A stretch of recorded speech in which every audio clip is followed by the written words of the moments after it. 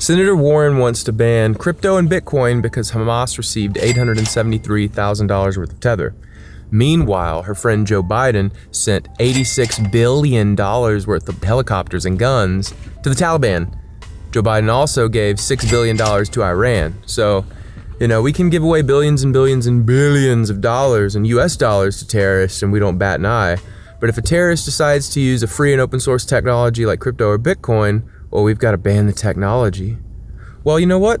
Why don't we ban air? We use air to breathe. Why don't we ban the internet? Why don't we ban energy? Why don't we ban everything? The thing is, you can't ban these things. And they're not going to be able to ban Bitcoin. Why?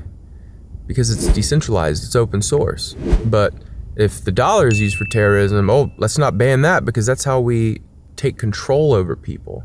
That's why central bank digital currencies are such a hot topic among politicians and central bankers. If you control the money, you can control what people can do.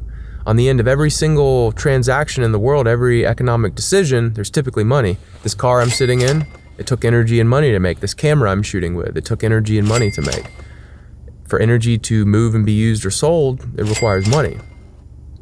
Now, if they can control the money, the digital money that they want to do via the CBDC, and they claim they want to make it easy for Americans to use, make it frictionless, fast, all that, great. But if I'm censored for doing the wrong thing, if they want to say, hey, you used too much carbon, you drove too much, or you ate too much red meat, we're going to limit what you can do with your money, you're in trouble. There's also something going on in the banks where in March of 2020, there is now zero reserves required to be on hand, meaning they're not required to actually keep any money in the bank. It's all a digital ledger. So the more we move money to a digital ledger and out of the physical world, it gives central bankers and politicians complete control over anything and everything we can do. This is why being a custodian of your own money, being sovereign, as we like to say, is very important. You can custody your own Bitcoin. You can hold your Bitcoin in your head with 12 simple words. You don't need a bank, you don't need a custodian, you don't need any help at all. You can do it yourself. There's freedom in this. Why? You can leave the country. You can go anywhere you want in the world and take your money with you. No one can stop you. Now, there's a lot of freedom of that. A lot of people are voting with their feet. They're moving where they want to go. If you look at net migration in America, the number one state people leave is New York. Number two, California, or vice versa. But they're at the very bottom. Where are people moving? They're moving to the southeast. We're talking Florida, Georgia, South Carolina, Tennessee. People are migrating to areas that value freedom, that typically value conservative beliefs. Liberal lifestyle, liberal people, they're destroying this world. It's clear. It's happening.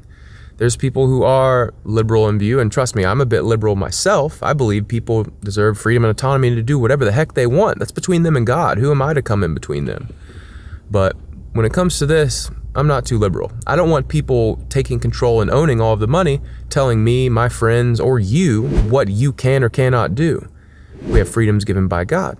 Freedom of speech, freedom to do what we want, and that's between us and God.